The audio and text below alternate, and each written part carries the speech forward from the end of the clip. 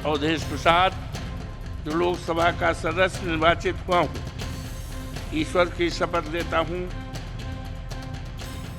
हम अयोध्या से लाए हैं उनके प्रेम का पैगाम। यह लोकतंत्र का एक पवित्र मंदिर है जहाँ से सारे देश और दुनिया की बातें रिसेंट मिला करती हैं।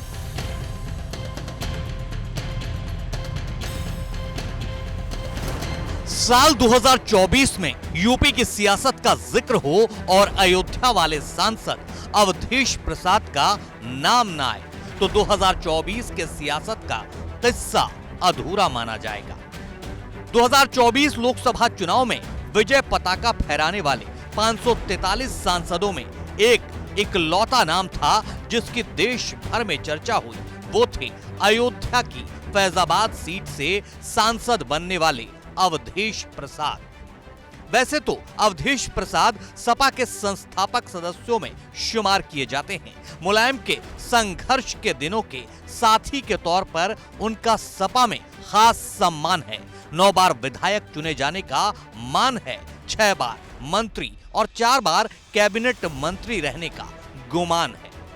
लेकिन देश भर में खास पहचान 2024 ने दिलाई।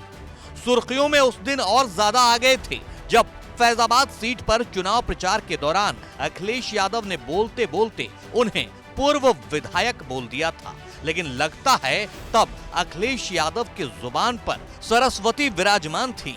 बोले, पूर्व विधायक इसलिए बोल रहा हूं क्योंकि आप सांसद बनने वाले हो। आपके बहुत ही लोकप्रिय नेता, पूर्व मंत्री, पूर्व विधायक और विधायक, पूर्व विधायक इसलिए बोल रहा हूं सांसद बनने वाले हो। हुआ भी ऐसा ही 4 जून 2024 को जब देश भर से लोकसभा चुनाव के नतीजे आए तो बीजेपी को कम सीटें मिलने और उत्तर प्रदेश में अखिलेश यादव के हाथों शिकस्त पाने का उतना सदमा नहीं हुआ होगा जितना राम मंदिर की प्राण प्रतिष्ठा के बावजूद फैजाबाद सीट गंवाने का हुआ। अब देश भर की निगाहें अयोध्या यानी फैजाबाद के सांसद अवधेश प्रसाद पर ही टिकी थी जब अखिलेश यादव तमाम 37 सपा सांसदों के बीच किसी ट्रॉफी की तरह अवधेश प्रसाद को लेकर संसद भवन पहुंचे थे। अवधेश प्रसाद को इंडिया गठबंधन के तमाम सांसदों से मिलवाया। संसद में सीट भी तय हुई तो ठीक अखिलेश यादव के बगल वाली, एक तरफ राहुल गांधी, दूसरी तरफ अखिलेश यादव और बीच में फैजाबाद सांसद अवधेश प्रसाद यादव।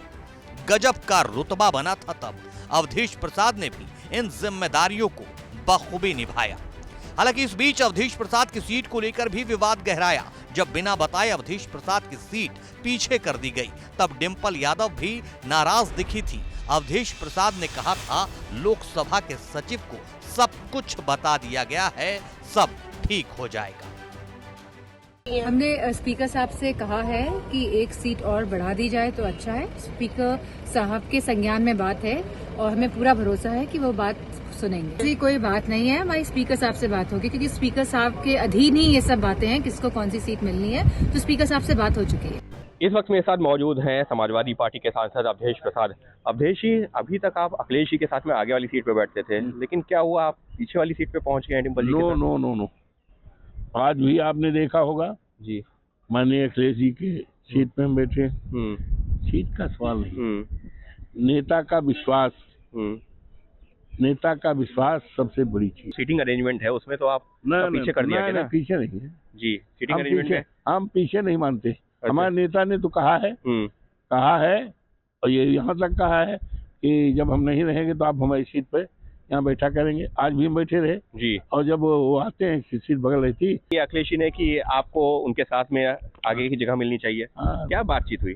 अब वो है बातचीत है, उसका फैसला हो जाएगा। उसका हो जाएगा, आगे फिर आ जाएंगे आप? Always hope for the best. अच्छा। हालांकि इस बीच उपचुनाव का माहौल बना तो सपा ने अवधेश प्रसाद को भी प्रचार के मोर्चे पर उतारा। मिल्कीपुर सीट से अवधेश प्रसाद के बेटे अजीत प्रसाद के नाम तक का ऐलान भी हो गया, लेकिन चुनाव आयोग ने कानूनी बंदिशों का हवाला देकर मिल्कीपुर सीट पर चुनाव ही नहीं करवाया। लेकिन अब जबकि तमाम कानूनी बाधाएं दूर हो चुकी हैं तो मुमकिन है कि आने वाले साल 2025 में मिल्कीपुर में उपचुनाव हो। तब सपा की ये सीट जिताने की बड़ी जिम्मेदारी अयोध्या वाले सांसद अवधेश प्रसाद के कंधों पर होगी। लेकिन एक बात तो साफ है कि 2024 की सियासत में अवधेश प्रसाद अखिलेश यादव का सितारा बुलंद करने वाले सांसदों में अव्वल नंबर पर रहे।